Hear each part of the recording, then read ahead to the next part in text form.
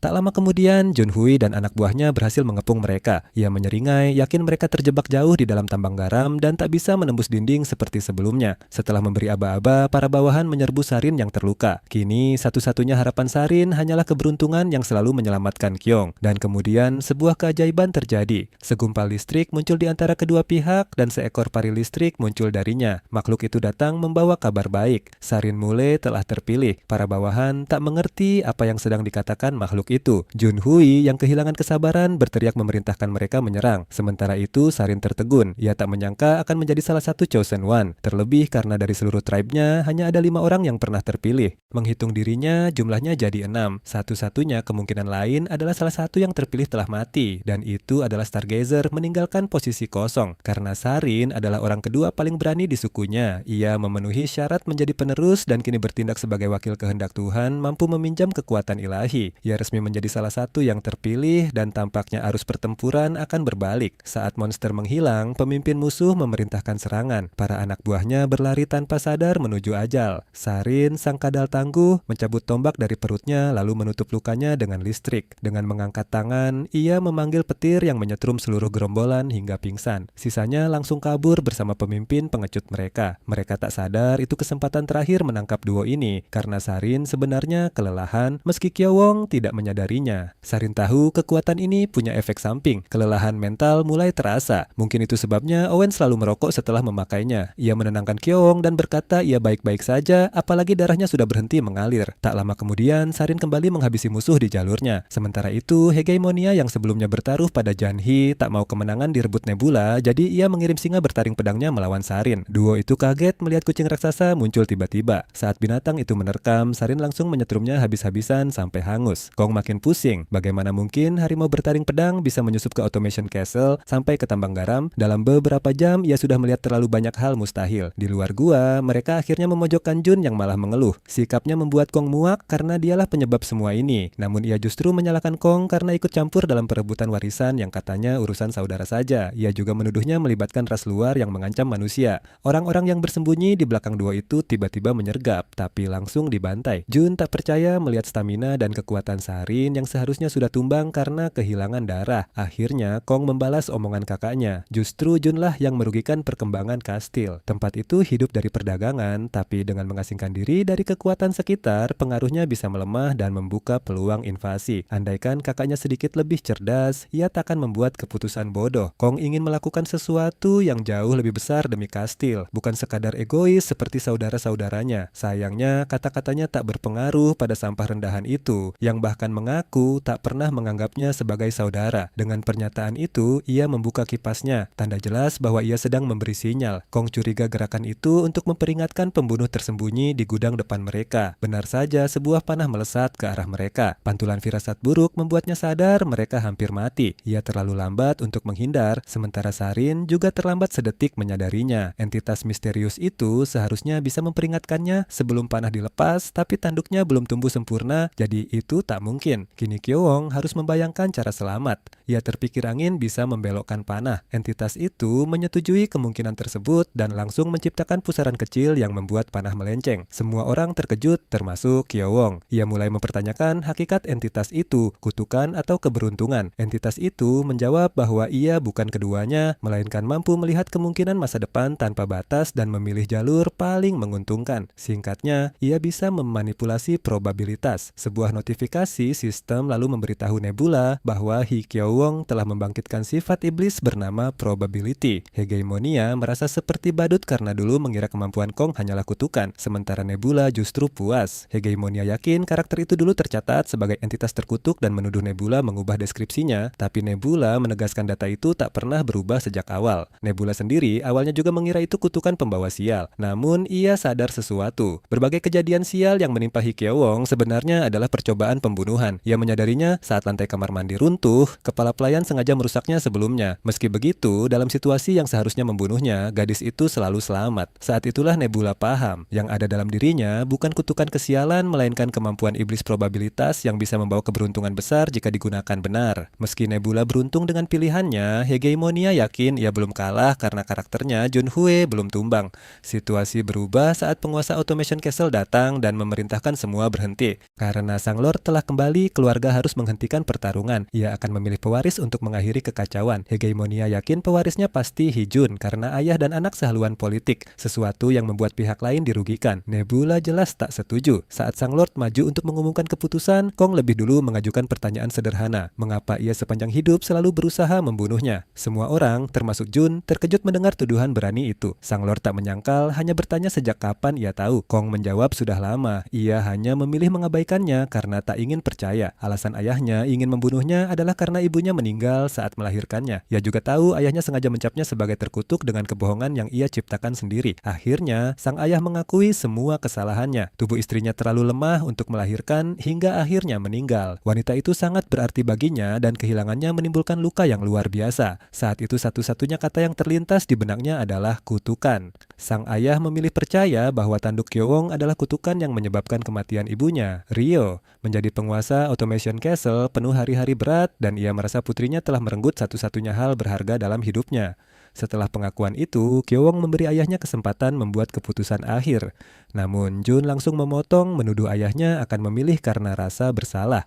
Sang ayah menenangkan putranya dan menegaskan bahwa meski lelah secara emosi, ia akan memutuskan demi kastil semata. Ini keputusan terakhir yang bisa ia buat dengan kehendaknya sendiri sebagai pion para dewa. Ia menarik napas untuk mengumumkan pilihannya, sementara Hegemonia berdoa agar keadaan memihaknya. Sesuatu yang terasa ironis bagi Nebula karena Hegemonia sendiri sebenarnya adalah dewa. Saat itu kemampuan iblis Gyeongbok aktif. Hanya dari gerakan bibir Sang Lord, ia tahu bahwa dirinya akan dipilih sebagai pewaris, namun ia justru tak senang karena yakin ayahnya memilihnya karena rasa bersalah. Jika itu terjadi, rumor akan menyebar bahwa ia diangkat karena belas kasihan dan Jun pasti akan memperkeruh keadaan. Ia takut mulai meragukan dirinya sendiri, dipilih karena keberuntungan bukan kemampuan, sehingga 4 keluarga kastil takkan mau mengikutinya dan posisinya terancam. Karena itu, ia berkata pada kekuatannya bahwa ia tak ingin dipilih, ia ingin meraih posisi itu dengan usahanya sendiri. Sebelum ayahnya menetapkan keputusan, Gyeongbok menyela dan dengan tegas menyatakan keinginannya menjadi penguasa kastil. Semua orang terkejut, terutama kakaknya. Menuntut posisi langsung dari Sang Lord dianggap pemberontakan dan ancaman terhadap otoritas. Untuk menegaskan tekadnya, ia memberi isyarat pada Sarin yang langsung memanggil listrik hingga gelombang kejut menyebar. Kini semua sadar Sarin adalah salah satu yang terpilih dari suku Black Scale. Walau mungkin tak bisa membunuh semua orang, ia jelas mampu membunuh Sang Lord dan membawa Gyeongbok pergi. Jun mencoba meyakinkan ayahnya bahwa itu hanya gertakan karena Sarin sudah terluka. Namun sang ayah tak setuju.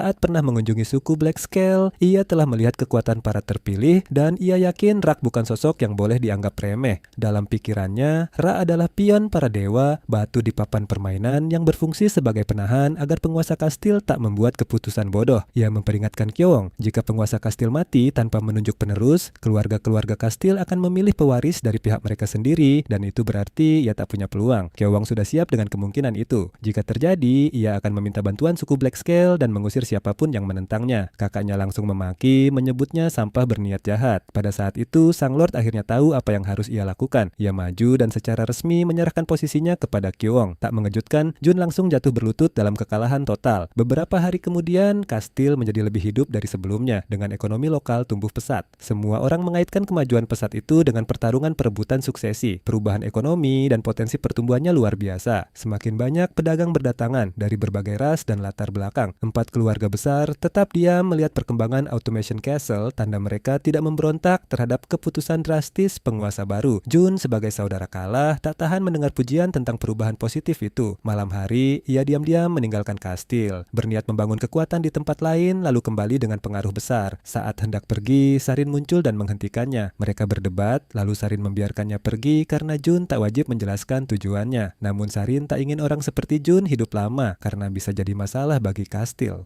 Saat Jun menunggang kuda keluar gerbang, seekor goblin pembunuh melompat dari tembok atas isyarat Sarin dan menebas kepalanya. Dengan kematian Jun, Hegemonia akhirnya kalah dari Nebula. Nebula memuji sikap rivalnya yang mengakui kekalahan dengan elegan karena menerima kekalahan adalah bagian dari menjadi pemain yang lebih baik. Hegemonia lalu pergi tanpa perlawanan, berjanji membawa suku Nul melintasi benua hingga ujung barat tanpa tak peduli gagal memenuhi ramalan maupun konsekuensinya. Ia berniat terus maju sambil menyerap teknik dari penduduk benua. Penarikan pasukan Hegemonia memberi Nebula Nebula peluang memanfaatkan jalan yang sudah terbuka untuk memperkuat pasukannya. Wilayah North Shore dan setengah selatan semenanjung adalah daerah pesisir, cocok dengan kekuatan laut yang kini ia miliki. Dewa mengerikan milik kaum manusia, Katak dulu juga punya kuasa laut, tapi tak terpakai karena ular itu hanya menguasai danau. Dengan dominasi laut di tangan Nebula, wilayah pantai bisa jadi keuntungan besar. Meski itu urusan nanti. Sekarang ia ingin menemui sang penguasa. Sementara itu, Kyo-wong tertidur dan masuk ke dunia mimpi. Saat membuka mata, ia melihat sosok berjubah misterius. Ia segera sadar itu Nebula. Ia langsung berlutut hormat, berterima kasih atas bantuan sang dewa serangga biru. Ia merasa dirinya hanya manusia biasa yang tak berharga bagi Dewa Maha Kuasa, sehingga tak tahu cara membalas jasanya. Nebula lalu memunculkan sebuah lempeng besi di telapak tangannya. Logam yang biasa dipakai pedagang untuk transaksi. Kyo-wong mengira ia salah paham dan bahkan sempat berpikir dewa itu meminta uang. Tiba-tiba ia dikejutkan oleh Sarin yang muncul dari belakang. Sebelum sempat bertanya, penglihatannya memudar dan ia kembali ke dunia nyata. Ia yakin itu bukan mimpi biasa, tapi tak mengerti maksud pesan sang dewa. Mungkin berkaitan dengan lempeng besi itu. Saat masih memikirkannya, ia mendengar seseorang memuji kualitas sutra di pasar. Seorang lizardman menjual sutra luar biasa halus kepada pembeli yang mengaku datang jauh dari barat, negeri tempat matahari terbit. Setelah suku Nul terusir, jalur barat akhirnya terbuka baginya. Sang pembeli, yang ternyata troll, ingin membeli semua sutra dan menawarkan sekantong lempeng besi sebagai bayaran, berharap jumlah itu cukup untuk menukar sutra berkualitas tinggi tersebut.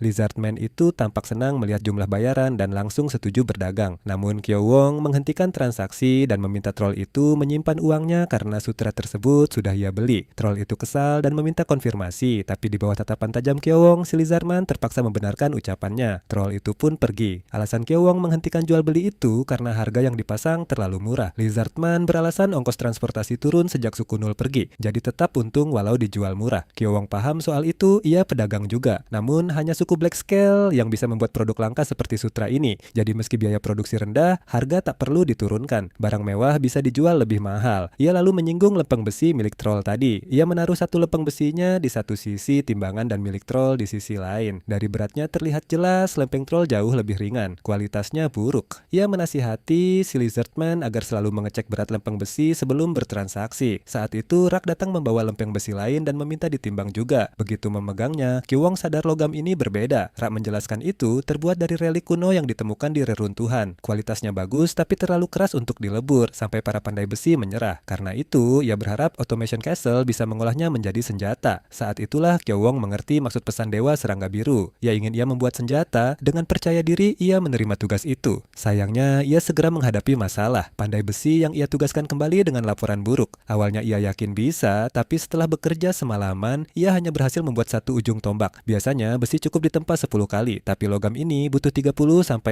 kali pukulan. Ia tak sanggup bekerja lama. Kalau berhenti sebentar saja, tungku keburu dingin dan arang terbuang lebih banyak. Melatih banyak pekerja untuk logam ini juga jauh lebih sulit. Kyo-wong akhirnya memecatnya dengan kecewa. Pandai besi itu lega lepas dari tugas di luar kemampuannya. Sementara Kyo-wong putus asa memikirkan janji yang ia buat pada Chief Rak. Ia takut terlihat tak berguna jika menarik ucapannya. Sarin yakin Rak tak akan tersinggung karena ia orang yang sangat baik, tapi Kyo-wong tetap tak mau kehilangan muka. Sebagai jalan terakhir, ia mengajak Sarin ikut dengannya ke suatu tempat yang ingin ia pastikan sendiri. Mereka turun ke lorong gelap dan menemukan monster lumpur berkeliaran. Makhluk ini punya kehendak bebas, jadi tak bisa dikendalikan siapapun di kastil. Namun itu bukan tujuan utama.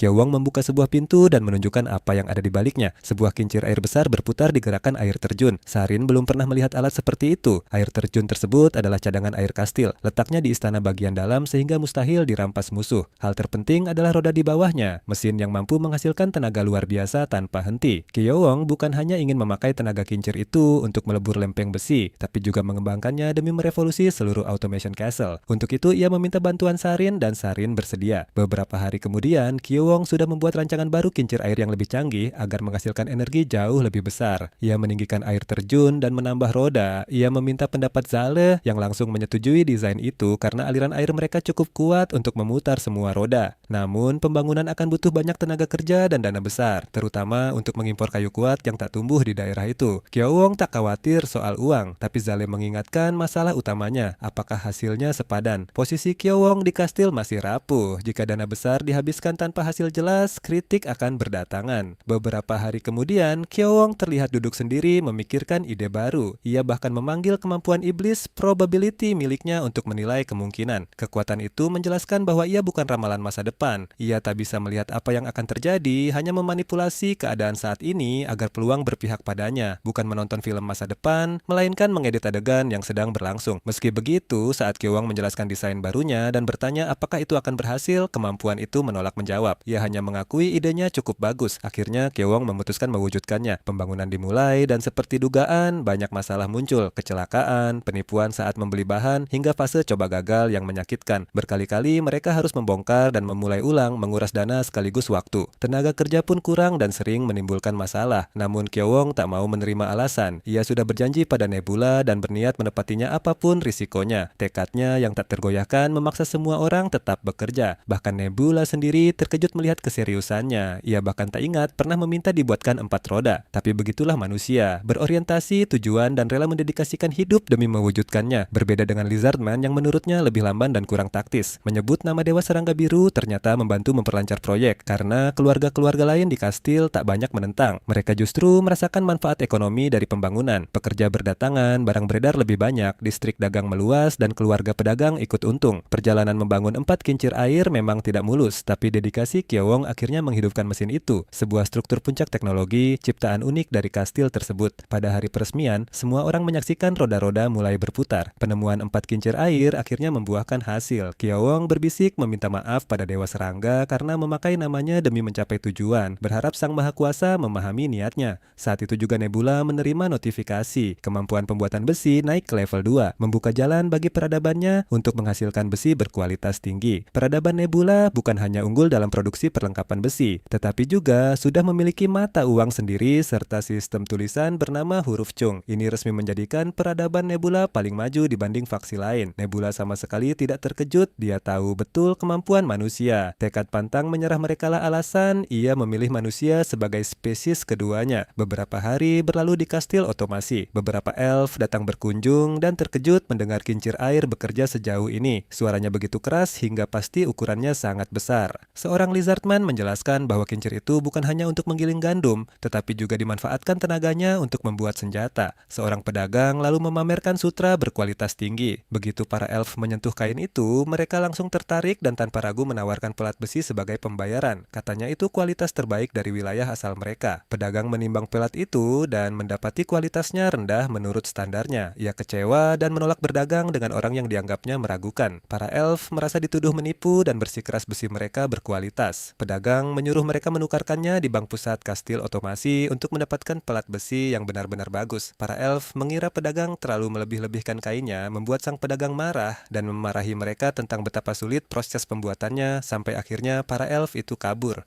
Di sisi lain, Kyo-wong mengamati dari bayangan. Ia sadar pedagang itu terlalu serius menerapkan pelajaran harga sinyal nilai darinya. Melihat para elf, ia teringat bahwa jarang sekali mereka datang sejauh ini. Jadi ia memutuskan membuntuti mereka untuk mempelajari cara bisnis mereka. Hasilnya tidak menyenangkan. Ternyata mereka menipu dan merayu pemilik usaha baru. Kyo-wong sadar ekonomi kastil yang berkembang juga menarik para penipu. Ia ingin tahu dari mana mereka berasal. Sementara itu, Nebula menerima pesan pribadi dari pemain lain bernama Eleldar, dewa yang mengendalikan peradaban elf. Ia mencoba menebak maksudnya. Peradaban elf berada di pantai utara yang jauh, jadi kedua pihak tak berbatasan dan tak punya konflik wilayah. Akhirnya, Nebula menerima undangan itu karena ia hampir tak tahu apa-apa tentang daerah utara selain hutan belantara. Di sisi lain layar, pemain itu tampil anggun dan memperkenalkan diri dengan elegan. Nebula sempat mengira dewa elf itu sedang roleplay mengikuti karakter gamenya. Pemain seperti ini biasanya tenggelam dalam peran dan wanita elf ini tampaknya salah satunya. Bahkan gendernya sulit ditebak. Nebula membalas salam. Elar senang bertemu orang yang sopan, tidak seperti hegemonia yang ia anggap barbar. Ia bahkan mengusir kelompok barbar itu dari pantai utara. Nebula memahami situasinya. Setelah dikalahkan Eleldar, hegemonia mencoba mengusiknya. Ini membuat Nebula bertanya-tanya apakah pemain roleplay itu benar-benar sekuat itu. Nebula langsung menanyakan tujuan pertemuan. Dengan senyum licik dan sikap anggun, Eleldar menyampaikan syarat. Hanya jika Nebula setuju, pasukannya akan dibiarkan selamat. Nebula langsung menutup panggilan tanpa menjawab, langkah yang sangat berani. Meski ia ingin memata-matai rencananya, ia tak bisa. Pantai utara adalah wilayah dingin, membuat serangga milik Nebula sulit bermigrasi ke sana. Dan ia juga tak bisa pergi sendiri karena harus menjaga kastil otomasi. Di sisi lain, Elar pun pun berada di situasi serupa. Ia juga belum tahu banyak tentang Nebula. Itu menjelaskan kenapa ada elf berkeliaran di sekitar kastil. Dan ternyata Dewa Elf itu sebenarnya laki-laki. Karena belum mengetahui niatnya, Nebula memilih tetap bersiap menghadapi kemungkinan konflik. Di kastil otomasi, penguasa kastil mengadakan pertemuan dengan perwakilan elf bernama Leona, pemimpin guild pedagang.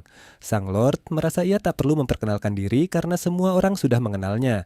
Ia yakin Leona datang untuk membahas elf yang berdagang kemarin. Bahkan ia sudah menyiapkan hadiah. Saat kotaknya dibuka, terlihat kristal dari reruntuhan kuno. Ia berharap hadiah itu bisa membuatnya memaklumi kelalaian mereka. Namun, Kyo-ong mengakui nilainya, tetapi langsung menolak mentah-mentah, menegaskan ia tidak akan menjual harga dirinya. Leona memungut batu itu dan belak-belakan menanyakan apa lagi yang diinginkan. Dalam hati, Kiang bertanya-tanya kenapa elf tiba-tiba ingin berdagang padahal mereka jarang meninggalkan pantai utara. Ia lalu menegaskan, jika ingin mendapat simpatinya, mereka harus menaati hukum, bukan menyuap. Ia juga tak mau mereka bersikap berlebihan. Jika ingin memperbaiki hubungan, ia menyarankan mereka membeli boneka dewa serangga biru. Para elf menolak karena sudah mengabdi pada dewa bayangan menari. Menurutnya, menyembah lebih dari satu dewa bukan masalah. Beberapa hari kemudian, Sarin memberi kabar bahwa kepala elf menuntut permintaan maaf atas penghinaan agama karena Kyong menyuruh mereka berpindah keyakinan. Hal itu membuatnya kesal. Menurutnya mereka hanyalah ular cantik di balik senyum. Ia memutuskan justru menuntut pertanggungjawaban mereka karena mencoba menyuap Lord Kastil. Sarin memperkirakan utusan elf akan datang lagi selama musim hujan, tapi Kyo-ong menolak bertemu dan memerintahkan persiapan perang. Beberapa hari berlalu, langit cerah. Di hari yang tampak biasa, penjaga tembok melihat pasukan elf berbaris menuju kastil. Pemimpin mereka, kepala suku Hasadian, langsung merasa sombong setelah melihat benteng itu. Untuk menunjukkan kebodohannya, ia memerintahkan 300 prajurit elf maju menyerang. Eleldar juga hadir, yakin jumlah pasukan cukup untuk menang. Meski tembok kastil tinggi, mereka hanya terbuat dari tanah liat dan pasukan kastil tak lebih dari 150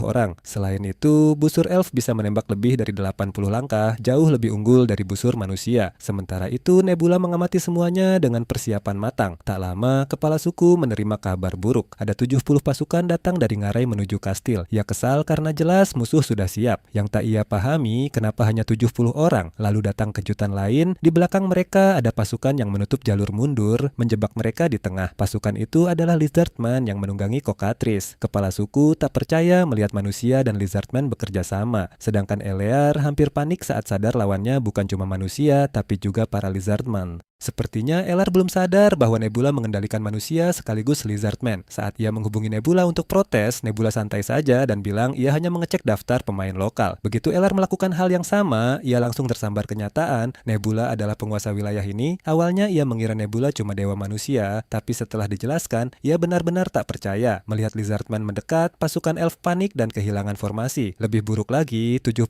prajurit dari ngarai sudah tiba dan siap menghujani mereka dengan panah. Begitu anak panah dilepaskan, pembantaian dimulai. Saat pasukan masih kacau, pasukan Lizardman datang memperparah keadaan. Kepala pasukan elf memerintahkan barisan tetap rapi, tapi prajuritnya terlalu kaget untuk bergerak. Ketika rak cukup dekat, ia memanggil petir dan menyetrum musuh di jalurnya, lalu melompat tinggi dan menghantam tanah. Prajurit lain mengikuti, menebas dan menusuk elf seperti membasmi lalat. Lizardman benar-benar menghancurkan 300 prajurit itu. Musuh ketakutan dan lari menyelamatkan diri. Kesempatan sempurna untuk menghabisi mereka. Stingrak juga datang membantu saat Rak memerintahkan dorongan terakhir. Akhirnya Eldar menyerah. Ia bahkan tak mau turun langsung ke pertempuran. Nebula segera menyampaikan tuntutannya, informasi, keterampilan, dan sumber daya. Kedengarannya seperti perampokan terang-terangan, tapi ia menegaskan tak butuh semuanya sekaligus. Elar diberi pilihan bekerja sama. Ia menimbang situasi. Awalnya ia merasa tak sepadan menukar info wilayah utara, tapi kondisinya sekarang sangat lemah, hampir 300 prajurit hilang. Sementara itu, Nebula sudah menguasai 2 spesies. Jika Nebula bersekutu dengan pemain lain, Elar pasti hancur. Jadi ia kembali bersikap anggun palsu dan menyetujui syarat itu, berharap kesombongannya dimaafkan dan hubungan mereka membaik. Setelah sepakat, ia membocorkan informasi penting tentang pantai utara. Di sana ada aliansi 3 pemain, Salongos, Limcunik, dan dirinya sendiri. Salongos memerintah ras langka Centaur, ras berkuda alami yang unggul dalam mobilitas, tapi sulit berkembang dalam populasi dan sumber daya. Ras ini sulit dilawan meski bukan pilihan yang akan dipilih Nebula. Lalu ada Limcunik yang memimpin Ogre, spesies bodoh yang hanya mengandalkan ukuran dan kekuatan kasar. Rata-rata kecerdasan ogre sekitar 10, tapi berkat berkah domain kecil mereka bisa meningkat dan membangun peradaban. Nebula sendiri juga memberi berbagai berkah pada manusia, jadi ia paham efeknya. Dari situ ia menyimpulkan Lim Chunik adalah yang terkuat di antara mereka. Awalnya Nebula mengira Lim Chunik yang melawan hegemonia, tapi ternyata tidak. Wilayah hegemonia hanya berbatasan dengan Salongos dan Elar, jadi tak ada peluang bentrokan langsung dengan Lim Chunik. Nebula pun mengerti situasinya. 3 anggota aliansi itu sebenarnya sedang bersiap menyerang hegemonia bersama. Namun hegemonia terpaksa menghadapi Nebula lebih dulu sebelum rencana itu terwujud. Sekarang setelah hegemonia tersingkir, Lim Chunik mengalihkan perhatiannya ke Eleldar. Ia menuntut persembahan dalam jumlah sangat besar jika Elar ingin mempertahankan aliansi. Permintaan itu sulit dipenuhi, hingga akhirnya memicu gesekan dengan Nebula. Nebula tahu Vatas lebih memihak Solongos daripada Eldar, kemungkinan karena Songos adalah ras nomaden, sedangkan Elf dan Ogre adalah ras menetap. Kekuatan mereka bergantung pada luas wilayah. Karena itu, Chunik berencana mencaplok wilayah Salongo untuk keuntungan teritorial. Eldar dianggap tak berguna untuk rencana itu, jadi ia berniat membuangnya begitu saja. Menyadari situasinya genting, Dewa Elf itu putus asa. Namun kecemasannya mereda ketika Nebula menawarkan aliansi. Sesaat Eleldar merasa tercerahkan, lalu ingat kenyataan pahit. Pasukan utama dan pendeta tingginya sudah musnah dan ia ragu bisa memberi kontribusi. Untungnya Nebula melihat satu keunggulannya. Nama dewanya, Dewa Bayangan Menari, memberinya domain kecil seni. Elar mengiyakan tapi tak paham manfaatnya. Nebula lalu membisikkan rencana rahasia yang membuat penasaran. Adegan berpindah ke wilayah utara di mana Jenderal Centaur berdiri di puncak bukit bersama nabi kaumnya. Sang nabi menyampaikan ramalan. Suatu hari seorang raja akan datang dan menata ulang dunia, yang berkuasa akan jatuh, para pengelana akan tersesat dan semua akan tunduk padanya. Raja itu akan memerintah di bawah para dewa. Jenderal dengan sombong mengklaim dirinya raja itu. Namun kepercayaan dirinya runtuh saat tahu ia bukan yang terpilih. Ia menebak raja itu pasti Lizardman dari suku Sisik Hitam, tapi nabi menolak. Menurutnya sosok yang bangkit di utara jauh lebih kuat.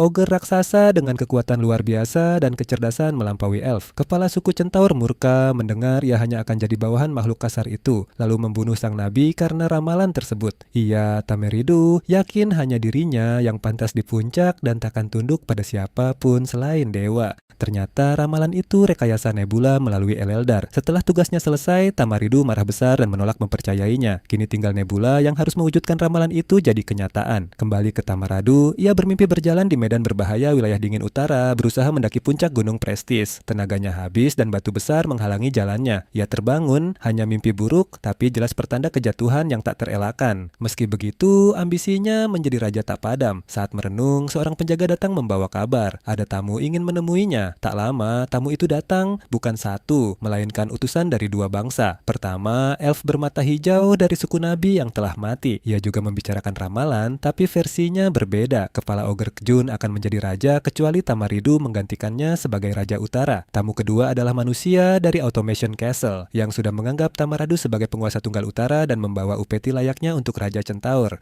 Lalu datang tamu ketiga sekaligus terakhir, Lizardman bernama Owen, wakil dari suku Sisik Hitam. Tamaridu mengira Lizardman itu datang untuk mengakuinya sebagai calon raja. Namun ternyata Owen justru menyarankan agar ia meninggalkan ambisi itu. Tamaridu bertanya alasannya, apakah ia tak layak atau masih butuh pengakuan kepala suku lain. Menurutnya, manusia dan elf sudah mengakuinya, tinggal Lizardman. Owen menjawab jujur bahwa kepala sukunya Rak pasti langsung menyetujui. Tapi secara pribadi, ia yakin Tamaridu sebaiknya tak menempuh jalan menuju takhta. Nada Owen membuat Tamaridu marah, tapi Lizardman itu menjelaskan alasannya dengan tenang. Baginya bukan soal kekuatan atau kelayakan, melainkan apakah para dewa merestui. Ucapan itu menghantam Tamaridu. Ia tak paham kenapa dewanya, sang dewa serbuan tanpa ragu, tak merestuinya. Owen menjelaskan sederhana, seperti suku di dunia memiliki hierarki kekuatan. Para dewa juga demikian. Dewa Ogre dianggap lebih tinggi daripada dewa Centaur. Tamaridu murka mendengar kenyataan pahit itu. Baginya dunia memang sederhana, yang lemah tunduk pada yang kuat atau dimangsa. Ia mengayunkan kapaknya ke arah Owen untuk mengintimidasi. Kesal karena dewanya diremehkan. Tapi Owen tetap santai dan berkata ia hanya menyampaikan fakta tentang hierarki para dewa.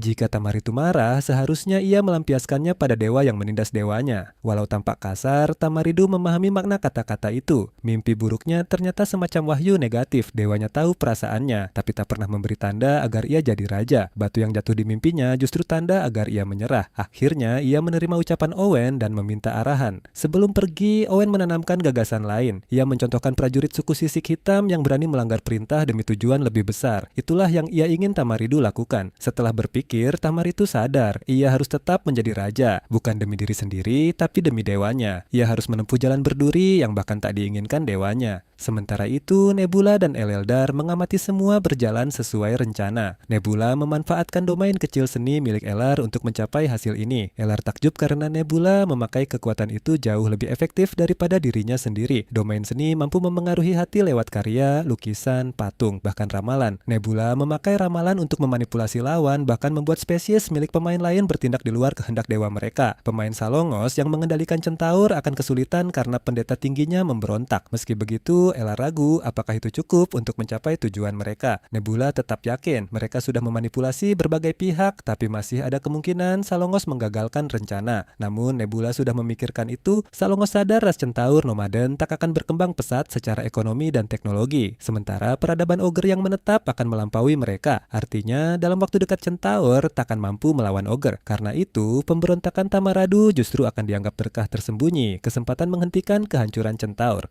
Berpindah ke tokoh utama situasi ini, Salongos kini memohon maaf pada Lim Chunik atas tindakan pendeta tingginya Tamaridu.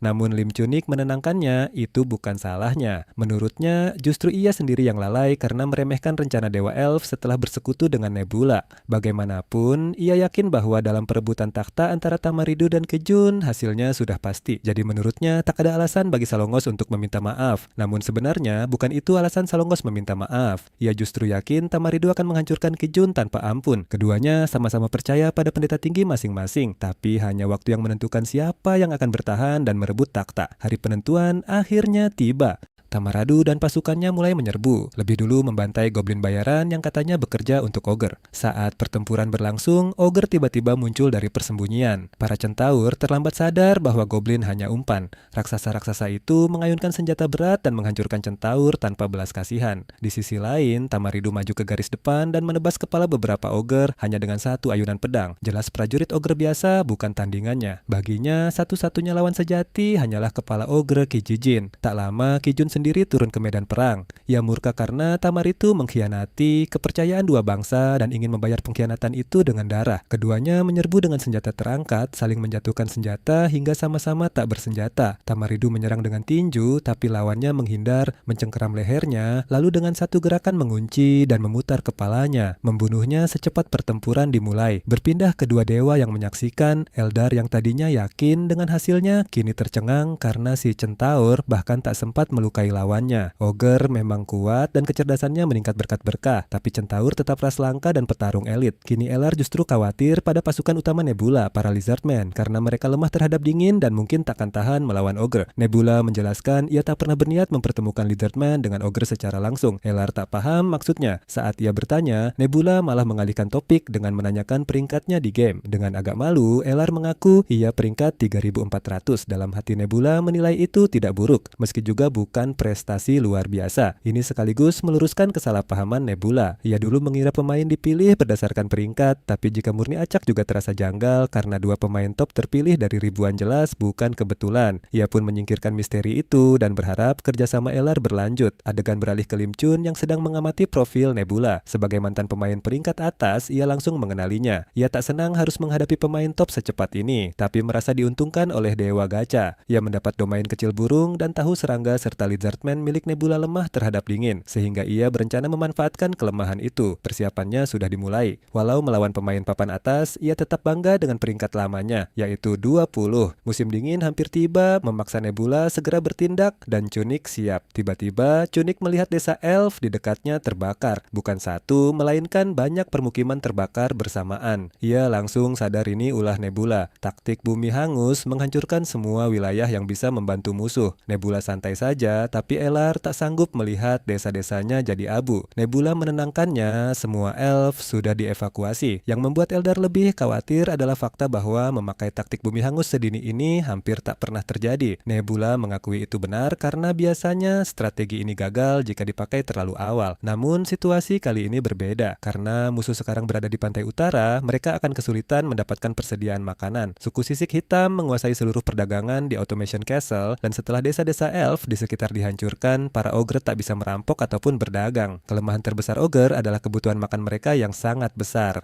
Dengan musim dingin di depan mata, persediaan mereka pasti menipis. Chunik mengira kelemahan Nebula adalah dingin, padahal yang mematikan justru kelangkaan sumber daya. Nebula juga mengakui kontribusi Eleldar. Tanpanya strategi ini takkan berhasil. Biasanya taktik bumi hangus mengharuskan pemain membakar wilayahnya sendiri, tapi kebetulan ogre berada di tanah elf, sehingga Nebula tak perlu mengorbankan wilayahnya. Baginya, pertukaran itu sepadan. Musuh pasti tumbang saat musim dingin kedua tiba. Adegan beralih ke desa goblin yang kacau karena diserbu ogre. Para raksasa kelaparan itu datang untuk memakan goblin dan merampas suplai mereka. Namun sebagian besar goblin sudah mengungsi membawa persediaan. Saat kepala ogre Kejun mendengar kabar itu, ia makin khawatir. Lebih buruk lagi, dewa mereka tak menjawab doa seolah meninggalkan mereka. Banyak ogre mulai mati karena kekurangan gizi dan Chunik hanya bisa menyaksikan para penyintas menderita. Akhirnya, ia menelan harga diri dan menghubungi teman lamanya sekaligus rivalnya, Solongos. Saat ia meminta bantuan, Solongos justru memberi kabar buruk. Ia sudah kehilangan sebagian besar pasukannya setelah pendeta tingginya, Tameridu, dibunuh Kejun. Kehilangan pasukan saja sudah buruk, tapi keadaan makin parah ketika Lizardman menaklukkan wilayah Centaur. Meski begitu, Solongos senang dihubungi karena ada hal yang ingin dibahas. Ternyata Eldar sebelumnya menawarkan aliansi dengan Nebula jika ia membantu melawan Chunik. Mendengar itu, Chunik sempat mengira dirinya tamat, namun Solongos menegaskan ia menolak tawaran itu. Ia tak mau jadi pion siapapun dan masih menghargai persahabatannya dengan Chunik. Bahkan sekarang, ia ingin menghidupkan kembali ikatan lama mereka dan menyerang bersama dengan sisa kekuatan yang ada. Chunik setuju dan malah bersemangat. Walau pasukan mereka sedikit, mereka bisa menghadapi Nebula langsung. Ini bukan sekadar perang peradaban, melainkan pertarungan para dewa. Chunik berencana turun langsung ke medan perang untuk menghabisi sebagian besar pasukan Nebula. Lagi pula, Elar sudah tak bisa ikut. Setelah sebelumnya bertarung melawan Nebula, tingkat keilahiannya pasti turun hingga tak bisa melakukan descent lagi. Artinya, Nebula harus menghadapi dua dewa sendirian. Meski tingkat keilahiannya tinggi, ia tetap akan kalah jumlah jika dua dewa turun sekaligus. Pasukan Ogre dan Centaur yang tersisa akhirnya maju ke medan perang. Dari depan, mereka melihat musuh sudah menunggu. Tanpa ragu, Chunik turun ke tubuh Kejun dan Solongos melakukan hal sama. Kedua dewa itu langsung menyerang target tunggal mereka, pendeta tinggi Nebula. Nebula tak kalah cepat, ia turun ke tubuh Ra, menghindari serangan, bergerak lincah, lalu menyetrum kedua lawannya sekaligus. Hanya itu yang dibutuhkan untuk menjatuhkan dua dewa itu seketika. Setelah kalah, tubuh mereka berubah jadi patung karena tersegel. Dalam sistem ini, jika pemain mati saat sedang turun, mereka kehilangan pengalaman dalam jumlah besar hingga tingkat keilahian mereka jatuh drastis. Jika turun sampai level 1, mereka akan tersegel. Untuk benar-benar menghabisi mereka, Nebula menghancurkan patung itu. Jika tidak dihancurkan, mereka masih bisa dihidupkan kembali dengan membuka segelnya. Namun Nebula tak melihat nilai apapun pada mereka, jadi ia menghancurkannya menjadi debu. Dengan kematian mereka, levelnya naik dan ia tersenyum. Ia sadar dirinya kini sekuat mungkin yang bisa dicapai pemain dalam game ini. Membunuh dua dewa itu membuatnya bisa menyerap satu dari sekian banyak domain kecil milik mereka, meski ia hanya mendapat satu secara acak. Begitu dipastikan, para dewa gacha memberinya domain rawa, sementara yang kedua adalah domain burung. Rawa lumayan, tapi burung benar-benar yang ia inginkan. Nebula sempat terpikir mengganti berkas serangga yang ia berikan pada manusia dan kadal, namun ia memilih menyimpan yang terbaik untuk generasi berikutnya. Kini ia telah menyingkirkan 3 pemain yang merepotkan. Dengan situasi aman, ia menatap ke barat. Informasi dari para Locusts menyebut 5 pemain terbagi 3 faksi dan saling bertarung. Ia memutuskan tidak ikut campur sampai mereka benar-benar jadi ancaman. Di timur hanya lautan, sementara prioritasnya adalah menaklukkan daratan. Pilihan tersisa tinggal utara dan selatan, yang harus ia kuasai sebelum suku NPC menetap sepenuhnya. Rak tak bisa berada di 2 tempat sekaligus, jadi bantuan elf untuk wilayah utara terasa masuk akal. Beberapa hari kemudian, di utara jauh yang dinginnya tak kenal ampun, para elf tersisa ditempatkan di sana meski tidak puas. Musim dingin terlalu panjang, bertani akan lama, dan ancaman ogre serta goblin selalu mengintai. Mereka menuntut jawaban dari pemimpin mereka, Linar, yang akhirnya menyampaikan kabar baik. Ramalan mengatakan seseorang dari selatan akan datang membantu suku elf bermata hijau. Tepat saat itu, seorang prajurit melapor ada rombongan manusia mendekat. Leonard yakin mereka adalah bantuan. Para elf pun menyambut di luar dalam dingin. Saat rombongan turun dari kuda, ternyata pemimpinnya adalah penguasa Automation Castle, Qiang. Karena kedua penguasa sudah saling kenal, formalitas pun dilewati, dan mereka masuk ke tenda. Sarin dipanggil oleh majikannya. Sementara Chet yang terlalu protektif memeriksa tenda dari ancaman pembunuh sebelum sang dewi masuk. Leonard tak bisa menolak. Setelah semua duduk, Lanner menanyakan tujuan kedatangan mereka.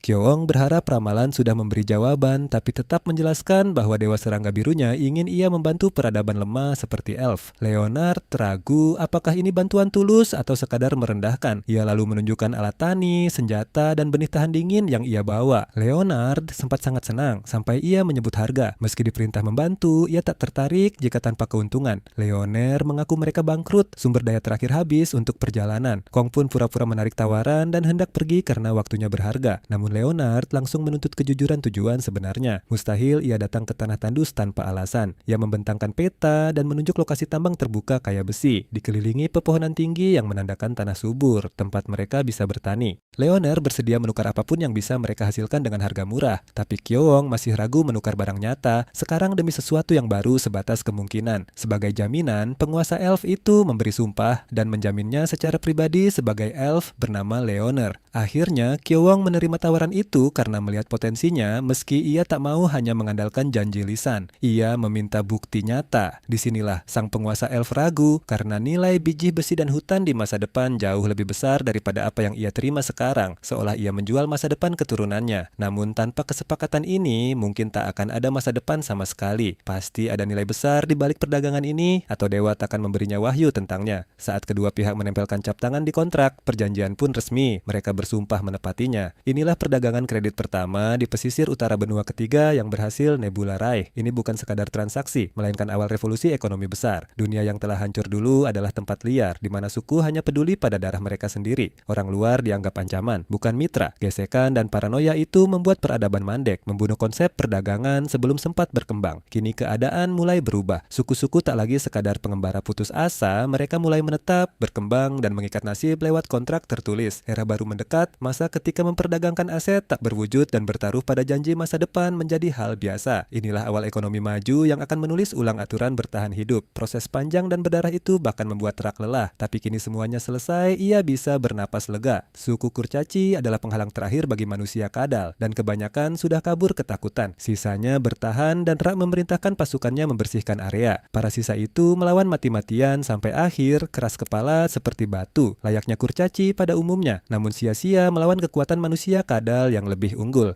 Setelah pembantaian, Rak berjalan ke tepi laut dan terpaku oleh pemandangan ombak yang memukau. Di pantai ini berakhir daratan semenanjung sekaligus jejak berdarah penaklukan yang ia pimpin. Dari pegunungan utara hingga pesisir selatan, seluruh semenanjung kini dikuasai suku manusia kadal sesuai kehendak Dewa Serangga Biru mereka. Namun menatap desa-desa yang terbakar, Raikra mulai memikirkan langkah berikutnya. Dulu ia hanya memimpin sukunya sendiri, tapi kini ia harus memimpin semua ras makhluk berakal di wilayah taklukan, dan ia belum tahu caranya. Untungnya Sun Wun selalu mengawasi bawahannya dan siap membantu. Ia sendiri sedang mempertimbangkan sistem pemerintahan terbaik, karena tiap sistem punya kelebihan dan kekurangan. Salah satu pilihan adalah feodalisme, yaitu raja menunjuk bangsawan dan memberi mereka tanah serta gelar. Sistem ini dulu banyak dipakai di Eropa abad pertengahan. Para bangsawan mengurus wilayahnya dan membayar pajak pada raja, meringankan bebannya sekaligus memperkuat kekuasaan pusat. Namun kelemahannya, raja tak bisa mengendalikan hubungan antar bangsawan sehingga perang saudara sering terjadi. Memang perang bisa memicu kemajuan teknologi, tapi sulit dikendalikan dan kerap berujung kekacauan yang menghapus kemajuan itu. Selain feodalisme, ada pilihan lain, monarki terpusat. Dalam sistem ini, raja tetap di ibu kota dan menunjuk wakil di berbagai provinsi untuk memerintah atas namanya. Sistem serupa pernah digunakan di Tiongkok kuno, dan inilah yang paling disukai Sun Wun karena memungkinkan terbentuknya negara yang stabil meski terdiri dari berbagai ras. Selain itu, berkat profesionalisme administrasi, perkembangan tiap wilayah kekaisaran bisa dipercepat, dan yang terpenting dengan kekuatan terpusat yang kuat, mobilisasi militer akan jauh lebih mudah. Namun, untuk membangun sistem monarki terpusat, masih banyak yang harus disiapkan. Jalan, pelabuhan, legitimasi raja, serta sistem pemilihan pejabat. Eldar yang mendengarkan semua ini mulai bosan karena sadar dirinya hanya pendengar. Bahkan saat Nebula bertanya sistem pemerintahan mana yang menurutnya terbaik, Elar tak mencoba menjawab karena tahu Sunoon sudah menentukan segalanya. Kini rencananya tinggal dijalankan. Seperti biasa, mimpi menjadi cara terbaik bagi Sunoon menyampaikan kehendaknya kepada Rak. Pemimpin manusia kadal itu mendapat wahyu dalam mimpi, dan keesokan harinya ia mengumpulkan para tokoh penting sukunya untuk membagikan pengetahuan baru. Jail penasaran dengan isi mimpi itu, dan Rak segera menggambar di tanah sambil bercerita. Dalam mimpinya, ia meninggalkan tubuhnya dan terbang cepat melintasi alam liar menuju pantai paling utara, melihat banyak wilayah dan desa yang dulu ia hancurkan dengan darah. Meski yang lain sulit memahami ceritanya, mereka tetap mendengarkan. Rak sendiri yakin apa yang harus dilakukan. Ia menggambar peta wilayah yang ia lihat dan mulai menjelaskan.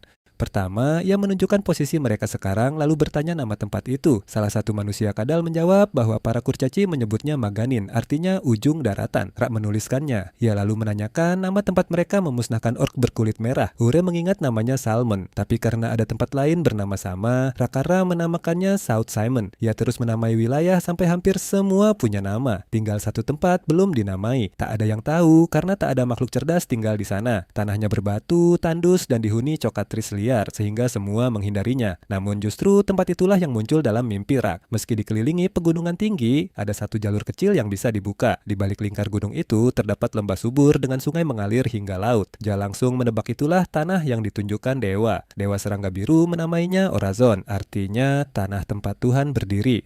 Sesuai kehendak dewa, Rak siap menjadi Raja Orazon dan seluruh suku dengan gembira bersiap menuju sana. Sun Wun yang menyaksikan semua itu merasa puas. Pendirian sistem pemerintahan baru dengan Orazon sebagai ibu kota pun dimulai. Walau banyak penduduk semenanjung sudah mengakui kekuatan Rak, tetap ada yang menolak. Jadi menyatukan semuanya akan butuh usaha besar. Pertama, semua harus tahu bahwa Orazon adalah ibu kota dan Rak Raja seluruh wilayah. Jalan-jalan juga harus dibangun dari seluruh penjuru menuju Orazon. Sebagai dasar sistem monarki, Rakara harus menunjuk administrator untuk tiap provinsi, jabatan yang ia sebut Wararchief. Yang lebih penting lagi adalah menetapkan hukum umum yang berlaku di seluruh negeri sebagai dasar pemerintahan mereka. Namun, Automation Castle dan desa Elf yang sudah punya tuan feodal serta hukum sendiri menjadi kendala. Rak segera menemukan solusi dengan menunjuk penasihat manusia kadal untuk mengawasi dan berkomunikasi dengan para bangsawan itu. Hikyo Wong diberi gelar Margrave of the Automation Castle, sementara Lenner diangkat sebagai Elf Maripgan. Bagi Sunune, sistem ini masih tampak primitif dan berantakan, tapi itu tetap kemajuan dan masalah-masalah perlahan mulai teratasi. Bahkan pencapaian itu saja sudah cukup membuat sistem memberitahu Nebula bahwa kerajaannya telah memasuki era monarki awal. Pada akhirnya, Sunune menerapkan monarki untuk manusia kadal, sementara manusia dan elf tetap memakai feodalisme dengan segala kelebihan dan kekurangannya. Satu hal yang membuat Eller bingung hanyalah fakta bahwa para elf kini menjadi bagian dari kerajaan anak itu. Namun Sun Wun tak melihat masalah karena elf tinggal di wilayahnya. Eldar pun berada di posisi aneh. Semua miliknya kini milik Sun Wune, tapi semua milik Sun Wun tetap hanya milik Sun Wun. Beberapa tahun berlalu dan kedamaian menyelimuti kerajaan Rakra. Para mantan prajurit yang terbiasa perang kini mulai bosan. Hobi seperti memancing pun tak lagi menghibur. Salah satu yang memancing itu bukan manusia kadal biasa, melainkan Wararchief bernama Tatar, mantan komandan pasukan elit. Ia sulit terbiasa dengan suasana damai karena sebagian besar hidupnya dihabiskan dalam perang. Dulu ia pejuang terbaik, itulah sebabnya ia diangkat jadi War Chief. Seseorang tetap harus menjaga wilayah ini, sebab maginan yang membosankan ini tetap milik Rak. Masalahnya, tak ada siapapun yang perlu dilawan. Letaknya di ujung selatan, dikelilingi wilayah manusia kadal lain dan lautan. Kecuali jika musuh datang dari laut, dan ternyata memang begitu. Di kejauhan, muncul belasan perahu berisi makhluk aneh. Awalnya sulit dilihat, tapi segera jelas, makhluk cerdas mirip udang karang. Wujud mereka menyeramkan hingga manusia kadal muda mengira mereka monster. Namun Tatar yang berpengalaman langsung menolak anggapan itu. Makhluk seperti ini memakai perahu dan mungkin bisa berkomunikasi. Ia pun mendekati mereka di darat. Dengan tubuh menjulang, ia bertanya siapa mereka dan apa tujuan datang. Tanpa menunggu jawaban, ia memperkenalkan diri dengan nada mengancam sebagai Warchief Tatar dan memerintahkan mereka menjelaskan maksud kedatangan. Para udang karang malang itu langsung ketakutan. Mereka hanyalah lobster pirus yang tersesat badai di laut dan ingin tahu mereka berada di mana. Tatar dengan bangga menjawab bahwa mereka kini berada di wilayah bangsa Hukrina, yang berarti sisik hitam dalam bahasa manusia kadal. Sementara itu, manusia kadal muda di belakangnya tegang, siap menyerang kapan saja jika diperintah. Ia yakin Tatar bukan tipe yang berbelas kasihan, apalagi terhadap makhluk asing. Ia mengira Tatar pasti akan menangkap atau membunuh mereka. Bahkan para lobster yang ketakutan sudah bersiap kabur dengan kaki-kaki mereka. Namun tak perlu, alih-alih menyerang, Tatar memerintahkan anak buahnya menyiapkan tempat singgah sementara bagi tamu itu dan memberi mereka sisa makanan manusia kadal. Semua orang terkejut. Ternyata Tatar yang tampak haus darah tidak sekejam itu.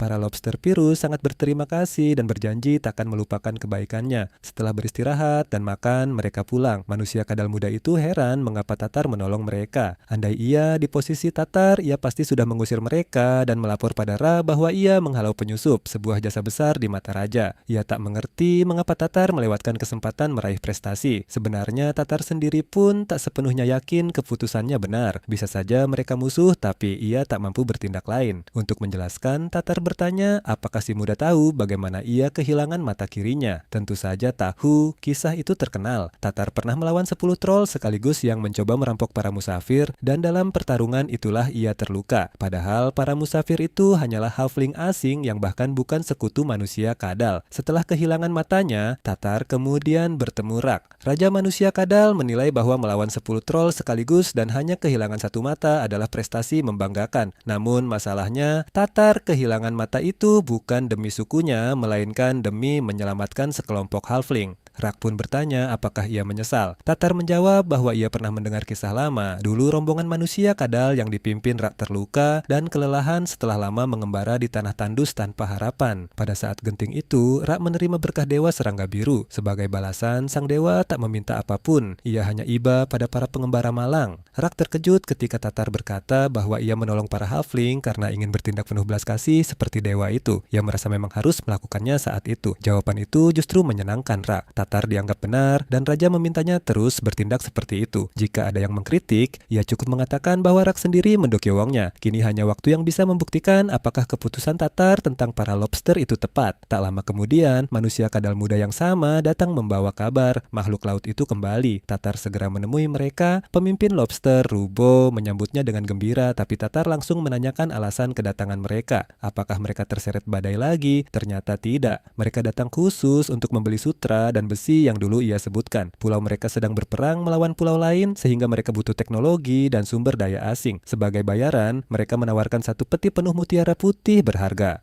Namun kerikil bulat berkilau itu sama sekali tak membuat Tatar terkesan. Mungkin penguasa Automation Castle akan melihat nilainya, tapi Tatar sendiri belum yakin. Ia tak mau menunjukkan keraguan, jadi ia menawar balik. Ia ingin sesuatu yang benar-benar berharga, yaitu teknologi pembuatan perahu mereka. Para lobster sebenarnya tak suka membagikan teknologi kebanggaan mereka. Rubo mencoba menjelaskan bahwa membuat perahu itu rumit dan lama. Tatar menjawab, ia tak paham kerumitan. Tapi jika Rubo tak setuju, maka tak akan ada kesepakatan. Para lobster tak bisa menerima kegagalan negosiasi karena mereka sangat butuh sumber daya. Mereka pun langsung setuju dan berjanji akan membawa satu perahu kosong pada kunjungan berikutnya sebagai contoh pembuatan. Tatar puas dan menyetujui pertukaran sutra serta besi dengan semua itu. Seekor camar mengamati dari atas dengan tatapan mencurigakan seolah tahu sesuatu. Untungnya itu hanya burung yang dipakai Sunwun untuk mengawasi makhluk-makhluknya. Domain kecil burung sangat berguna. Lewat pengintaian udara, ia mengetahui semua tentang ras lobster ini. Mereka adalah spesies krustasea dari Kepulauan Selatan yang menyebut diri mereka Aidins. Ada beberapa suku di pulau-pulau itu dan mereka terus saling berperang. Peradaban mereka setara zaman perunggu dan kemungkinan besar tidak dipimpin pemain. Karena hidup di kepulauan, mereka menguasai teknologi pembuatan perahu. Mutiara hasil dagang akan sangat disukai Hikyowong karena di pedalaman nilainya berlipat dan bisa dijual mahal. Namun yang lebih penting bagi Sunwun adalah teknologi kapal itu yang meningkatkan kemampuan pembuatan kapal manusia kadal ke tingkat kedua. Rak pasti paham nilai kapal bagus dan akan mencoba menirunya dengan bantuan Jol. Tinggal menunggu waktu sampai semua makhluk di bawah kendali Sunwun mulai berlayar di sungai-sungai Hukrine dan membuka jalur perdagangan air. Mengejutkan bagi Sunwun, ternyata prajurit tua Tatar punya bakat diplomasi. Karena itu, Sunwun bisa dengan tenang menyerahkan urusan bangsa Astikadans pada Tatar. Melihat tingkat peradaban makhluk mirip udang karang itu, besar kemungkinan mereka kelak menjadi negara afiliasi Hukrina. Saat itu terjadi, peradaban Sunmun akan memanfaatkan tambang perak di kepulauan mereka untuk mencetak mata uang baru pengganti pelat besi. Bagi Nebula sendiri, domain kecil laut juga akhirnya terbukti sangat berguna.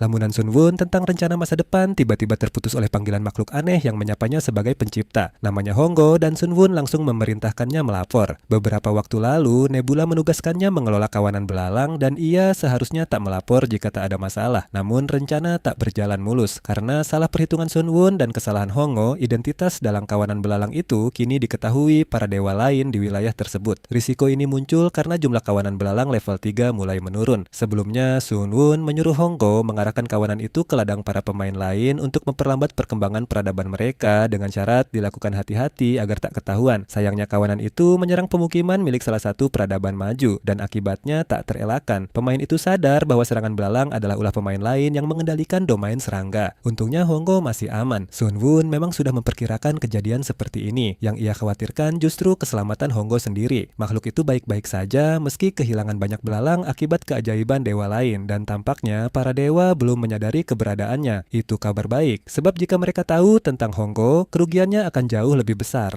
Nebula pun memerintahkannya memakai sisa kawanan untuk menciptakan kekacauan sambil bersembunyi. Kini keselamatan Hongo adalah prioritas utama. Hongo mengerti dan langsung mematuhinya. Setelah percakapan itu, Sunwon sadar ia tak suka berinteraksi dengan ciptaannya. Mereka terasa kosong dan tanpa kehendak, berbeda dengan NPC di dunia lama yang berbicara seolah punya jiwa dan kepribadian. Namun itu tak penting. Yang penting misi Hongo sebagian besar berhasil. Kawanan belalang telah merusak tanaman di wilayah 5 negara di barat. Jika para dewa yang memimpin negara-negara itu tahu nebula dalangnya, mereka pasti menyerang. Berdasarkan lokasi, 2 negara terdekat kemungkinan bergerak lebih dulu. Negara Danim milik Ras Sataros dan Jukwa milik Ras Lenar. Keduanya tampaknya sudah siap mengerahkan pasukan. 3 negara lain masih mengamati, tapi hanya soal waktu sebelum mereka ikut mengirim tentara. Memang tampak tidak adil satu pemain harus menghadapi 5 sekaligus. Namun begitulah dunia ini dan Sunwon siap bertarung melawan semuanya karena itu masih dalam perkiraannya. Sementara itu, di kota Dearit, ibu kota negara Sataros Donham, Raja kaum Leonars meragukan apakah ia dan sekutunya bisa mempercayai 3 negara di belakang mereka. Raja Satos juga setuju mereka tak sepenuhnya dapat dipercaya, tetapi tetap bersikeras bahwa dalam kawanan belalang harus dihentikan. Para dewa telah menegaskan bahwa berdiam diri bukan pilihan dan para manusia kadal bajingan itu harus dihancurkan. Mereka berdoa pada dewa serangga biru jahat agar bangsa lain kelaparan sementara mereka sendiri hidup berlimpah. Situasi makin buruk karena setelah memperoleh Automation Castle, manusia kadal mampu memproduksi pelat besi berkualitas tinggi dengan teknologi mereka. Pelat itu kini jadi standar perdagangan, membuat mereka semakin diuntungkan. Selain itu, karena kedua negara tersebut paling dekat dengan perbatasan Hukrine, mereka pasti tetap akan menanggung kerugian jika pasukan 3 negara lain melintasi wilayah mereka. Pada akhirnya, mereka tak punya pilihan selain menyerang dengan kekuatan sendiri, sepenuhnya percaya pada ramalan 5 dewa bahwa Sataros dan Liners akan bersatu menghancurkan ibu kota Hukrine, Orzon.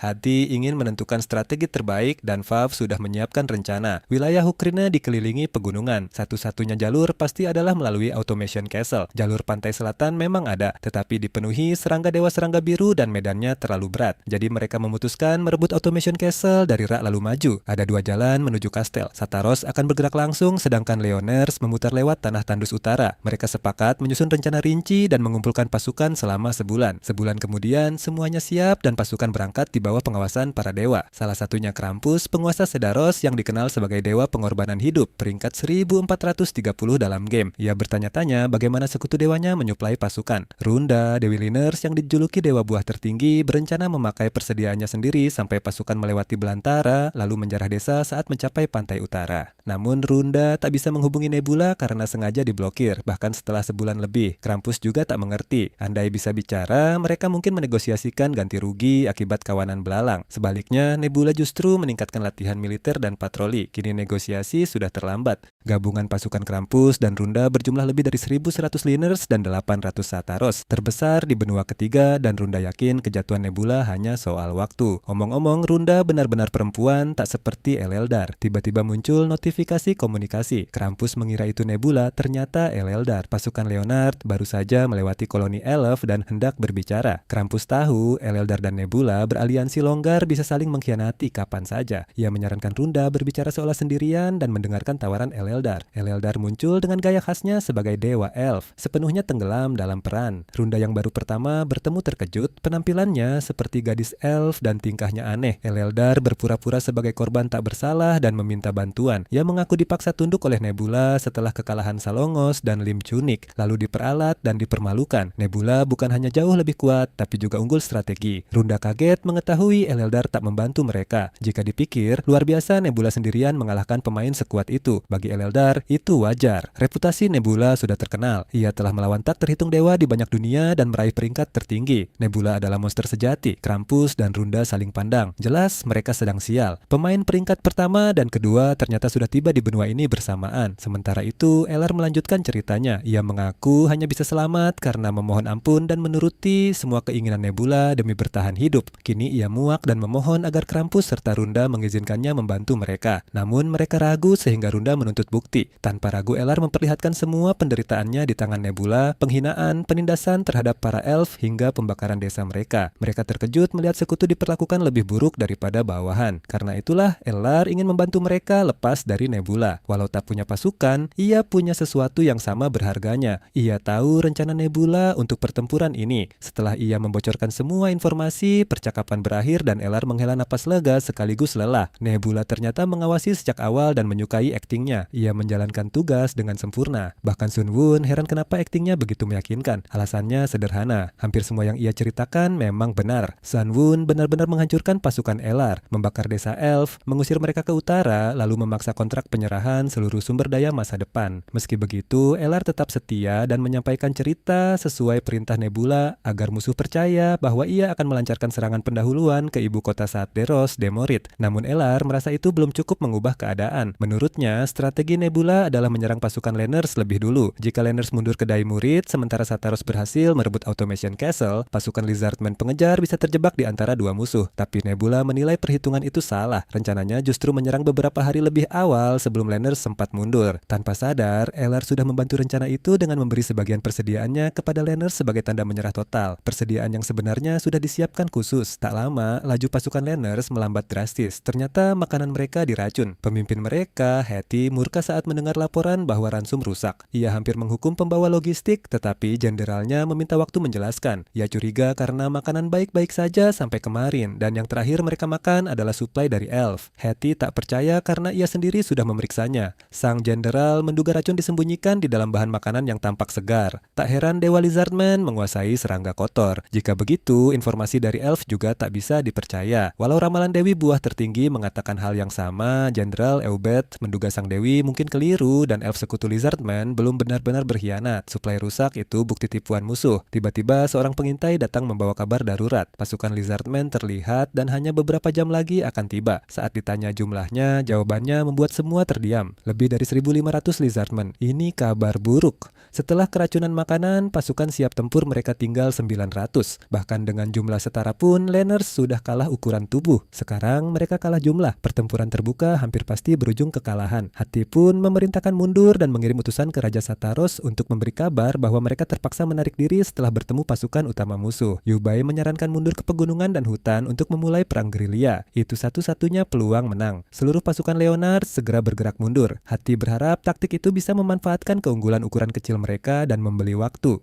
Jika selama itu pasukan Sataros berhasil merebut Automation Castle, pasukan Lizardman pasti mundur. Namun rencana itu gagal total. Seekor belalang sembah raksasa bernama Stratus menghadang jalan mereka dan memperingatkan bahwa mereka telah memasuki wilayah terlarang bagi yang tak percaya pada Dewa Serangga Biru. Pasukan langsung panik dan mencoba kabur, tetapi terlambat. Stratus berniat menebus dosa mereka dengan kematian. Hetty memerintahkan semua orang menjatuhkan barang dan berpencar. Saat Eube ingin melawan, Hetty menegaskan itu bukan monster biasa, melainkan penjaga Lizardman yang melayani dewa. Artinya ini bukan pertempuran mereka. Ia berharap Dewi Buah Tertinggi mengirim penjaga untuk menolong, yaitu tikus raksasa Ni. Kedua monster itu pun bertarung sengit. Runda menyaksikan dengan cemas. Statistik belalang itu sangat tak masuk akal. Penuh esensi dengan sifat monstrosity. Kekuatan, kecepatan, dan kecerdasannya luar biasa. Ni tak mungkin menang sendirian. Runda menyesal telah terlalu percaya diri. Jika mereka kabur pun, makhluk itu pasti mengejar setelah membunuh Ni. Jadi Stratus harus dibunuh sekarang. Ia level 11 dengan divinitas level 4. Sedangkan Runda punya divinitas level 9 dan Ni level 3. Jika digabung, mereka mencapai 12, cukup untuk peluang menang. Runda pun turun langsung merasuki Yube untuk membantu ciptaannya. Yube segera menerima lonjakan kekuatan ilahi. Hetty sadar dewinya telah turun, dan saat Yube memerintahkannya mundur bersama pasukan, ia tak berani membantah. Runda masuk ke pertempuran tepat waktu. Ni sudah hampir tumbang, tapi masih ingin bertarung sampai akhir. Ia menyuruhnya diam dan terus bertarung. Mereka harus menang sebelum bala bantuan Lizardman tiba. Tak ada mediator di sini bagi Nebula untuk turun membantu penjaganya. Stratus sendiri tak peduli mati atau hidup. Ia hanya menjalankan tugas sampai akhir. Pertarungan 2 lawan 1 pun memanas. Saat Ni menahan gerakan Stratus, Runda mencabuti anggota tubuhnya satu persatu. Namun bahkan itu tak cukup. Stratus dengan mudah membuat Ni pingsan. Rasa sakit baginya hanyalah berkah dari dewanya. Runda memotong lagi satu anggota tubuhnya dan sadar makhluk ini benar-benar gila. Meski begitu, jika terus begini, kurang dari 10 menit menit Stratus akan mati. Tiba-tiba terdengar gemuruh langkah dahsyat. Sosok tunggal melesat mendekat dengan kecepatan luar biasa. Pembantai paling buas dan berbahaya, penakluk para penakluk, sang GOAT dari segala GOAT telah tiba. Berkat kekuatan divinitas Sun Wun, Rak kini lebih cepat dari Ceetah dan lebih kuat dari gajah. Ditambah kekuatan iblis pari listrik, ia menjadi pasukan satu orang yang nyaris tak terhentikan. Semua perhitungan runda ternyata salah sejak awal. Memang butuh 3 jam bagi pasukan utama tiba, tapi ia lupa menghitung waktu yang diperlukan Nebula turun ke tubuh Rak. Setelah melompat tinggi ke udara, Rak mengisi tombaknya dengan kilat biru dahsyat lalu menghantamkannya turun seperti meteor. Kecepatan tombak itu begitu dahsyat hingga nyaris mustahil dihindari. Meski sudah berusaha mengelak, Ronda tetap terkena tebasan parah di lengan kirinya. Melihat dewanya diserang, Ni mengamuk dan langsung melompat ke arah Sun Wun. Namun belalang raksasa itu menangkap tikus raksasa tersebut dengan tangan besarnya dan melemparkannya seperti kantong sampah. Sun Wun lalu memerintahkan pari listrik memberinya kekuatan tambahan agar ia bisa menyingkirkan gangguan itu lebih dulu. Dengan satu perintah, kilatan listrik menyambar Ni. Meski hampir kehilangan kesadaran, satu sambaran belum cukup menghentikannya, jadi pari itu melepaskan sengatan kedua yang akhirnya memanggang Ni hidup-hidup. Ronda hanya bisa terpaku tak percaya. Ia tak punya waktu berduka karena sengatan listrik berikutnya langsung mengarah padanya. Mengandalkan refleks tubuh Yubai, ia melompat menjauh. Kini, ia sadar tak bisa bertahan lama dan memutuskan mundur. Sayangnya, setelah membatalkan penurunan wujudnya, ia harus menunggu 9 detik sebelum bisa kembali.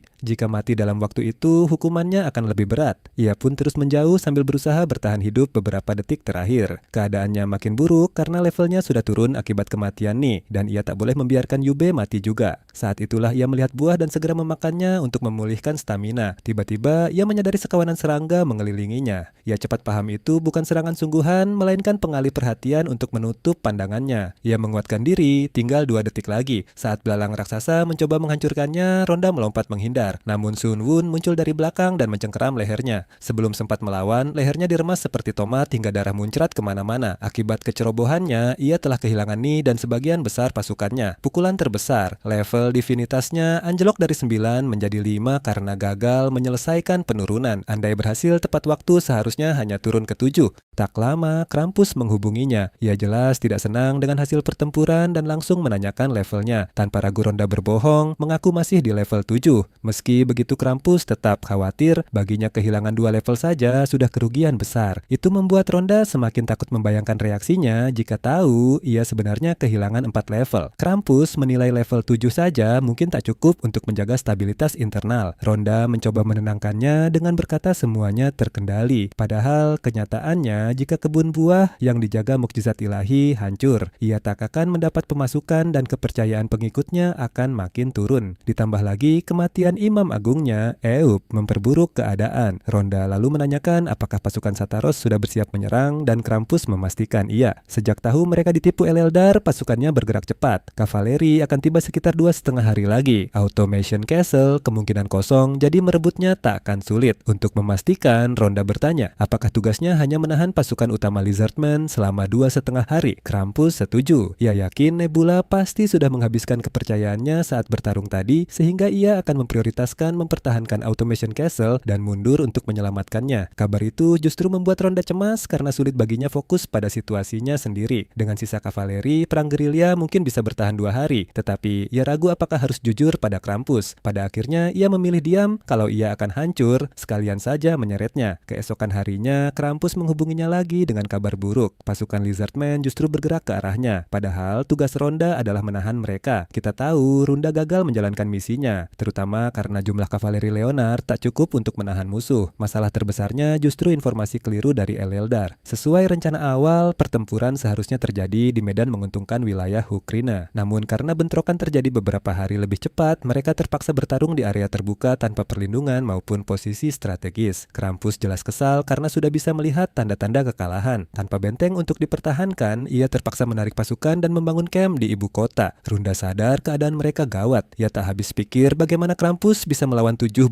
Lizardmen hanya dengan 800 Sataros. Ditambah lagi belalang raksasa Sradis bagaikan senjata pengepung hidup. Meski aliansinya dengan Krampus masih bertahan, ia yakin itu tak akan lama. Bahkan ia mulai mempertimbangkan berpihak ke Wisdom. Meski temperamental, ia logis dan mungkin sekutu lebih bisa diandalkan. Krampus lalu meminta bantuannya. Saat pengepungan dimulai, serangan dari 2 sisi akan sangat efektif. Runda mencoba menghindar dan mengusulkan menyerang Automation Castle saja. Tetapi Krampus menegaskan ia takkan sempat tiba. Ia pun terpaksa mengakui. Meski begitu, Krampus menilai idenya tidak sepenuhnya salah karena kastel itu kosong. Ia mengusulkan rencana baru, 200 kavaleri Runda menuju kastel, sementara 300 infanterinya membantu Krampus. Dengan pembagian itu, mereka hanya menghadapi sekitar 1.300 musuh. Dengan 800 Sataros miliknya dan 300 Laners milik Runda, ia yakin mereka bisa bertahan bahkan menang. Namun dari raut wajah Runda, jelas rencana ini takkan berjalan seperti harapannya. Jaring kebohongan yang ia buat sendiri kini menjeratnya. Ia bahkan sempat berbohong bahwa ia sudah menyingkirkan ciptaan Nebula, belalang raksasa itu. Ia tahu jika kebenaran terungkap, peluang aliansinya lenyap. Jadi ia memutuskan berbohong lagi. Tiba-tiba Krampus menerima permintaan bisikan dari Nebula. Runda menyuruhnya menolak, tetapi ia malah menerimanya. Nebula membuka percakapan dengan bertanya apakah mereka akhirnya siap menyerah. Krampus langsung kesal dengan nada sombong itu dan mengingatkannya agar tak terlalu percaya diri hanya karena sekali menang. Menurutnya, situasi keseluruhan masih memihak mereka.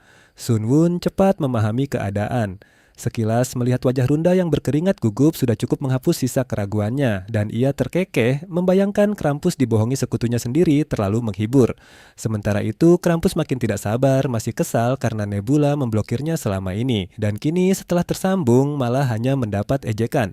Sun Wun pura-pura minta maaf, mengaku tak bermaksud menyinggung. Meski begitu, Krampus tetap menolak menyerah atau mengakui kekalahan. Senyum licik di balik topi tengkorak Sun Wun makin lebar. Tanpa kata lagi, ia menutup panggilan. Krampus menggerutu kesal karena tak paham isi kepala lawannya. Runda menimpali bahwa itulah sebabnya ia tadi menyarankan menolak panggilan. Namun, pikiran mengerikan tiba-tiba menghantui Runda. Bagaimana kalau Sun Wun tahu ia berbohong? Ia segera membuat alasan, mengatakan pada Krampus bahwa ia harus memeriksa pasukannya, lalu menutup sambungan dan langsung mengirim permintaan bisikan ke Sun Wun. Sementara itu, Sun Wun santai di kursinya, mengamati semuanya seperti bos yang mengawasi karyawan. Tiba-tiba layarnya dipenuhi notifikasi dari Runda. Permintaan sambungan bertubi-tubi. Karena tak ada alasan menolak, ia langsung menerimanya. Begitu tersambung, Runda nyaris menerobos keluar dari jendela digital dan langsung memarahinya tanpa basa-basi. Sun Wun berusaha tetap tenang dan menyuruh Runda santai saja. Menurutnya, tak ada alasan ia semarah itu. Justru dia yang seharusnya kesal karena akan diserang dari dua sisi. Namun Runda terus mengoceh hingga Sun Wun muak dan langsung menutup panggilan. Dia bukan istrinya, jadi tak mau mendengar ocehan. Runda langsung menyambung lagi. Kali ini berteriak lebih keras karena ia berani memutus sambungan. Ia menegaskan mereka bukan teman dan menuntut tahu apa sebenarnya yang ia inginkan. Sun Wun malas bicara kalau ia masih marah-marah. Runda akhirnya menahan emosi, menarik napas, lalu bertanya kenapa ia menutup panggilan padahal Krampus belum menyerah. Sun Wun menjelaskan rencana awalnya adalah memaksa Krampus menyerah dan membuat 5 pemain sepakat tak saling menyerang sementara. Namun melihat situasi sekarang, ia merasa lebih efisien menghancurkan dan menduduki negeri Krampus dan Runda sekaligus. Meski butuh usaha ekstra, Runda membalas bahwa di tahap peradaban sekarang, populasinya belum cukup besar untuk menjaga semua perbatasan. Sun Wun pun membeberkan inti strateginya. Ia akan mengambil wilayah Sataros untuk dirinya dan membagi wilayah Leonards ke 3 pemain lain. Ia yakin mereka akan senang menerima tanah gratis tanpa harus berperang. Runda menegaskan ia dan Krampus tak akan diam jika wilayah mereka direbut. Sun Wun santai saja, ia memang tak berniat membiarkan mereka hidup, jadi takkan ada gangguan. Runda langsung pucat dan bertanya apakah itu ancaman. Ia menjawab dingin bahwa membunuh mereka hanyalah salah satu opsi. Menyadari tak punya posisi tawar, Runda menyerah dan bertanya apa yang ia inginkan agar nyawanya selamat. Sun menuntut informasi detail tentang Leoner, Sataros, dan Troll. Ia bisa memberi info Sataros karena beraliansi dengan Krampus, tapi soal Troll ia tak tahu karena tak bersekutu dengan Wisdom. Sun Wun langsung menyuruhnya beraliansi dengan Wisdom dan mendapatkan informasi itu. Bagaimana caranya terserah. Runda marah karena tak mau jadi agen ganda. Ia memukul layar sambil mengumpat, tapi Sun mengabaikannya. Ia mengingatkan aliansinya dengan Krampus juga tak akan lama, apalagi serangan ini akan menghancurkan Krampus dan sisa pasukannya. Ia mengancam akan memberitahu Krampus kondisi sebenarnya jika Runda menolak. Karena ia sudah berbohong, ia bisa kehilangan semua aliansi dan terjebak sendirian di level 5. Wajah Runda menegang, ia menolak lagi, lalu sambungan berakhir. Ia duduk termenung mencari jalan keluar. Ia memandang rakyat Lenar, sebagian hidup santai, sebagian lagi berdoa padanya agar konflik berakhir tanpa korban. Namun dari ekspresinya jelas, ia sendiri tak yakin bisa menjawab doa itu. Akhirnya, tanpa pilihan lain, ia menghubungi Nebula. Sun Wun tersenyum seolah sudah menduga. Ia bertanya apakah ia sudah selesai berpikir. Runda menjawab, iya, meski dengan berat hati. Dengan senyum licik di balik topinya, ia langsung meminta informasi tentang Sataros dan Leoners. Tak lama kemudian, perang melawan negara aliansi berakhir. Krampus sempat bingung dengan tawaran gencatan senjata Nebula, tetapi Runda berhasil meyakinkannya hingga tercapai perjanjian damai.